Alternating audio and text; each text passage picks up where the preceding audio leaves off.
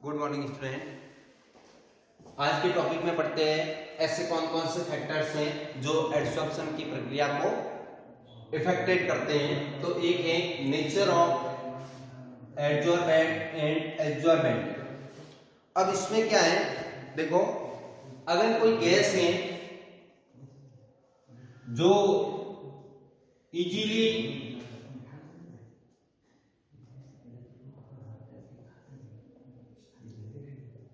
Convert into liquid, कोई भी gas जो लिक्विड के अंदर बहुत ही आसानी से कन्वर्ट हो सकती है, जिसका द्रवीकरण आसानी से हो सकता है। एग्जाम्पल के लिए HCl गैस है, अमोनिया गैस है, कार्बन डाइऑक्साइड गैस है। इस प्रकार की जो गैसें होती हैं, इन गैसों का जो अधिशोषण है वो बहुत ही आसानी से होता है। जबकि इसके ऑपोजिट जैसे कि O2 है, N2 है, Cl2 है, H2 है, ये जो गैसें हैं, इस गैसों का अधिशोषण आसानी से नहीं हो पाता है, क्योंकि इन गैसों को अपन इजीली द्रवीकृत नहीं कर सकते हैं। तो इस पहले पॉइंट के अंदर क्या आ जाएगा, वे गैसें जिनका बहुत ही आसानी से द्रवीकरण हो सकता है, जैसे अमोनिया, CO2, SO2 आदि गैसों को बहुत ही जल्दी से अधिशोषित किया जा सकता है। इनका अधिशोषण बहुत ही ज्यादा होता है। जबकि ऐसी गैसें जिनका द्रवीकरण आसानी से नहीं होता है, उनका अधिशोषण भी आसानी से नहीं होता है, जैसे है हाइड्रोजन है, ऑक्सीजन है, नाइट्रोजन है। ये इस प्रकार की गैसों का अधिशोषण आसानी से नहीं हो पाता है। दूसरा है सरफेस एरिया ऑफ एडजॉर्बेंट। अब देखो, अगर एक तो ये इस प्रकार से सरफेस एरिया है और एक ये इस प्रकार से सरफेस एरिया है।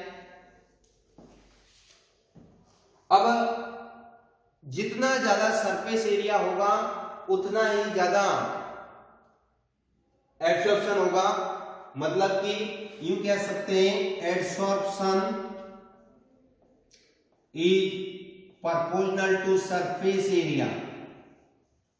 सरफेस एरिया जितना अधिक होगा, गैसों का अधिशोषण भी उतना ही अधिक होता है। दूसरी बात यह है कि एक जैसे कि सरफेस एरिया तो बराबर है, लेकिन एक है बिल्कुल स्मूथ, ये इस प्रकार से बिल्कुल चिकना एरिया है, और दूसरा जो है वो ये इस प्रकार से खुरदरा है। तो ऐसी स्थिति में जितना खुरदरापन ज्यादा होगा उतना ही उसका अधिशोषण अधिक होता है। मतलब खुरदरी सतह होती है तो उस खुरदरी सतह पर अधिशोषण बहुत ही आसानी से हो जाता है और अधिशोषण अधिक होगा। जबकि अगर चिकनी सतह है तो उसके ऊपर अधिशोषण बहुत कम होता है। तीसरा है इफेक्ट ऑफ टेम्परेचर। अब इफेक्ट ऑफ टेम्परेचर, इससे जस्ट पहले की क्लास में अपन ने what is the difference between the physical adsorption and chemical adsorption, उसमें अपन ने पढ़ा था कि जो फिजिकल एडसॉर्प्शन है उसके लिए किसी भी प्रकार की एक्टिवेशन एनर्जी की रिक्वायरमेंट नहीं होती है। तो ऐसी स्थिति में फिजिकल जो एडसॉर्प्शन है उसका अगर ताप बढ़ाओगे तो फिर क्या होगा, एडसॉर्प्शन की मात्रा क्या हो जाएगी, घट जाएगी। मतलब अगर फिजिकल एडसॉर्प्शन है तो उस कंडीशन में क्या होगा, अगर टेम्परेचर इंक्रीज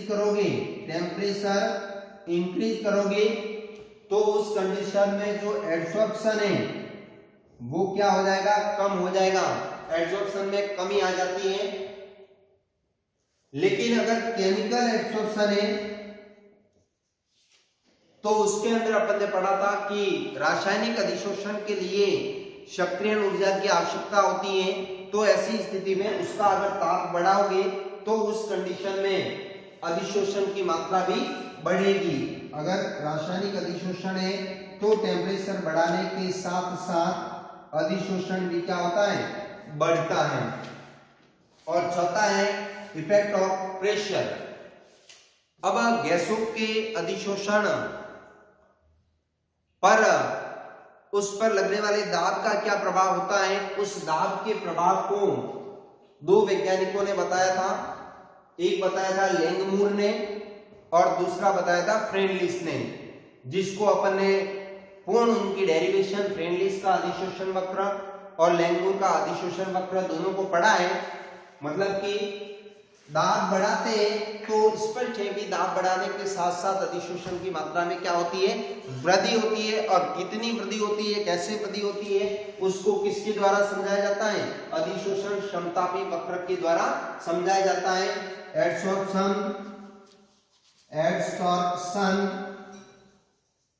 आइसोथर्मल कर्व उसके द्वारा एक्सप्लेन किया जाता है, समझाया जाता है। मतलब कि एक निश्चित ताप को कांस्टेंट रखा जाता है और अलग अलग प्रेशर के ऊपर अधिशोषण की मात्रा का आकलन करते हैं और इस प्रकार से उस प्रेशर के बीच में और अधिशोषण की मात्रा के बीच में जो ग्राफ खींचे जाते हैं एक निश्चित ताप पर कांस्टेंट टेम्परेचर पर, उनको क्या कहते हैं, एडसॉर्प्शन आइसोथर्मल कर्व कहते हैं। और उनके द्वारा अपन समझा सकते हैं कि किस प्रकार से प्रेशर को इंक्रीज करने के साथ साथ एडसॉर्प्शन की मात्रा भी क्या होती है, बढ़ती है, जिसको अपन ने लैंगमूर और फ्रेंडलिस के अधिशोषण वक्र से स्पष्ट किया है। तो इस प्रकार से अधिशोषण को प्रभावित करने वाले मुख्य रूप से कितने फैक्टर हैं, 4 फैक्टर है, nature of adsorbent and nature of adsorbent, surface area of adsorbent, effect of temperature और इफेक्ट ऑफ प्रेशर। बड़े प्रश्नों के अंदर पार्ट सी जो है, उस पार्ट सी में ये प्रश्न पूछा जाता है कि right and explain the factors affecting the adsorption process. Thank you.